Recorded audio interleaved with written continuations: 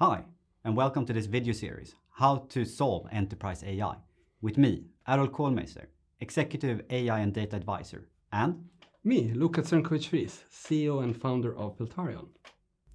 Welcome back. Today it's time for episode 3, Diversity is an Accelerator. And that's all about people. How do you organize people? How do you attract people? How do you retain them? How do you upskill them? All of those aspects. So, it's said that people are your biggest assets in any company. Luka, is that true? Absolutely. And this goes especially when you're into either upskilling your existing people to AI or attracting new talent, because it's a tough market out there. And these are big investments that you make in people. So it's really important to have the type of environment and organization where they thrive and where they will stay. But I mean, Errol, you have vast experience in this area from, among other things, H&M. How did you guys do it? No, it's super hard, as you pointed out. I think the last few years, I really started accelerating, interviewing and hiring people in 2015. I hired my first data scientist in 2015. I counted at one point, I've done over 1,000 interviews, and I've hired or been a part of hiring 250, 300 plus people in this field. That is a lot. And what I've learned so far is that it's extremely hard to get the best people unless you're offering the best circumstances for them to thrive. It goes from the employer branding perspective. Do they know that you're working with AI? How do they know that they're working with AI? How do you expose yourself and your problems for the world? Being able to offer interesting problems to work on. I've had many data scientists, for instance, coming into the organization and then leaving after a few months because they got stuck in administration, they didn't get the data, they didn't get the environment, so they had nothing fun to work with. How do you give them an interesting career? How do you have a framework for those things? Offering a market salary as well. It's extremely hard for some companies to actually be able to do that. And how do you make sure that they feel like they are taken care of, that they're given a purpose and they can work with more interesting stuff? All of these topics I worked with in the past. But from the startup perspective, you got to build all of these things yourself. What is the major insights from a startup world that we can learn from an enterprise perspective? So there are I think a few general things, like this isn't very helpful, but great talent attracts other great talent. So it gets easier. Once you sort of start building a great team, others will come. But I think the most important thing, and it's been a natural thing for us, but it surprised me a lot how much values came into play. So being a value-driven company, so having that people don't just do it for the paycheck, but they do it for a higher purpose, and they do it for when they feel that the work that they're doing on the day-to-day basis is meaningful, that they see results. That's very insightful. And I think when you work in a large enterprise, you are somewhat constrained by the organizational setup that's already in place. But we both know here that we're going into a new world.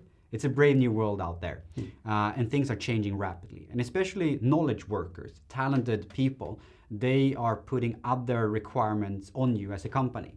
They require much more flexibility. Is the setup as we have here in the Nordics, 25, 30 days of vacation, parental leave, that's a good starting point. But I mean, from my perspective and from many of the contractors, freelancers and people I employed, they require something more. They want to be able to work from the beach almost. They want to be able to spend more time with the family. They want to be able to spend time on upskilling on other things which might not be company related. All of these topics are super hard. And do you have any more suggestions for the enterprise world that they can learn from you, this type of flexibility and attracting talent as well? Yeah, I mean, startups since the 2000s have had a more flexible culture in terms of that you adjust to individual needs.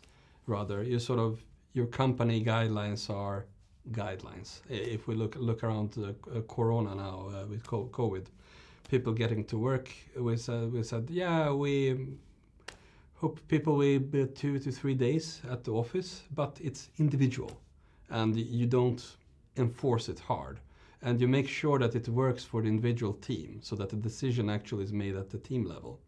I think, generally speaking, that autonomous teams works in many ways better than rigid structures.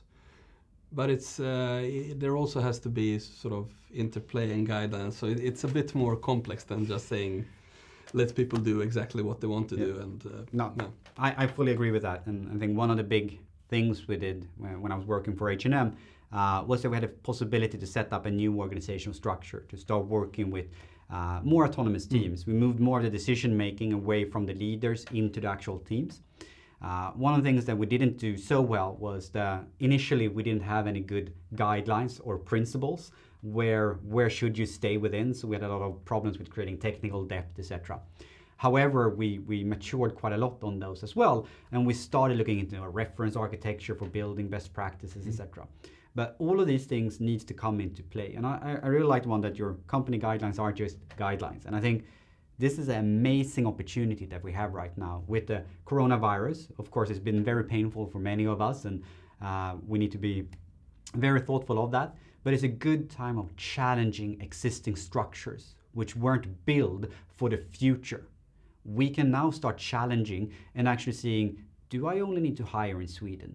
Why can't we set hubs globally to attract talent? Is our setup of how we actually construct our remuneration, the pays and the incentive programs, etc., is that fit for purpose right now? Now is the time to start challenging those things, because we need to adopt to the individuals and we need to build strong teams rather than just having one size fits all. We also need to make sure that there are clear career paths in the companies.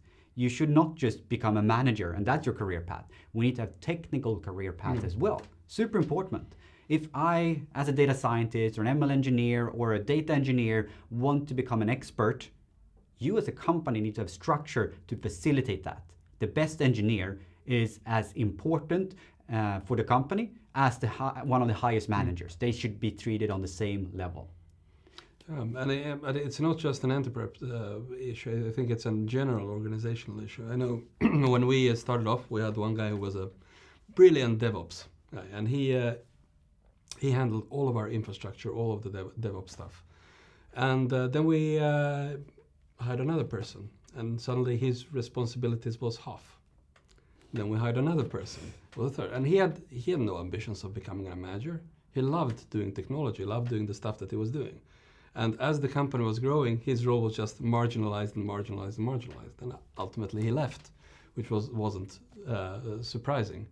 So it is very good to try to have in the organization some sort of, as you said, Errol, career path that's not strictly managerial, but that's actually a technical one. But there's also another thing, and that is that most large companies, per definition, have already many employees, which is amazing. Yes, I can be insightful. I know that. And many of those, especially if your company is active in a generally technical field, if you have engineers, if you have developers, you can actually upskill them to contribute to the company's AI strategy. And allowing a room for that, allowing opportunity, identify the individuals who are the curious ones, who really want to evolve, both as individuals and want to sort of push the company further. Find a way of working with them and organizing them is, I think, very important. A wise person once told me, stop trying to just get all the structures in place. Shift the conversations when you have the employees to what is your path? What do you aspire to be? What do you want to try out? Because that dialogue and the answers to that dialogue is so much more important than saying this is the path you can walk in our company. It is rather about the individuals and actually seeing their needs that creates a sense of belonging, a sense of purpose, and that you're seeing the people working and delivering on the technology. And one thing we need to lift up here is the diversity. We call this episode the Diversity is an Accelerator. So what is your take on creating diverse team? And I'm not just meaning boys and girls and whatever pronouns you prefer. How do you create a diverse team and why is that important? Diversity is super important from a creative point of view and from actually getting a full spectrum of different opinions from which you can actually talk and get the best one. So the diversity sort of creates the variation that is needed for innovation. Yeah, it's like going to a party and everybody looks the same like you, they've gone to the same school as you. You can 100% almost predict, imagine that, what you're going to talk about. But if you get somebody with a different background, different education, different perspective or culture, the dialogues can go in any direction, but you don't know. And that's what's interesting. That sparks innovation and really creates an interesting environment to work in. And in many cases, sort of diverse professional experience and life experience are actually more valuable than formal education. If I look at our best data scientists and best developers, they generally fall into two categories. Either those that are self-taught and have a massive experience that they've built themselves, or they have PhDs or are highly educated. So it's a sort of middle that's less representative. Yeah. Put it like that. I've hired so many people in the past, and some of my worst hires were PhD with a very high education and training formally, but their attitudes were really bad and they didn't deliver accordingly. And then I had some people that didn't have a formal education, but they were so passionate and interested in the area that they just sat down with the keyboard and then all of a sudden built it by themselves. Yeah. So I think attitude and diversity, these things can really be accelerated. I like to say it's not about individuals, it's about the teams. And somebody then said to me, it's like you have watched this movie Moneyball. And it really is about that, finding people's strengths and building those teams can accelerate your development and your thinking so much faster. Yeah, I fully agree. And don't hire assholes. Can I say that in the Yes. podcast? Yes. So it's a universal, but it's Yeah. So, in conclusion, get your house in order. Get a talent strategy on what you want to do and what you want to achieve with your talent. Back it up with a good organization. You need people to do all of these things. It's not enough to put it on the data scientist to do the screening. You actually need good people to make sure you had a good flow when you're recruiting people. Have documents in place. Make sure there are clear job descriptions and a career path that describes these multiple options that we've been describing so far. Pay them well. Be respectful to people and create a good time for them and a good experience in your company. Make sure you are diverse and inclusive in the team building.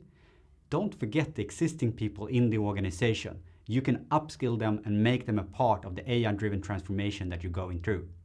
And then, of course, finally, give the team members a purpose. Make sure that they're working towards a common joint goal and make them autonomous, and you'll see that they will be able to create wonders and stay for a long time.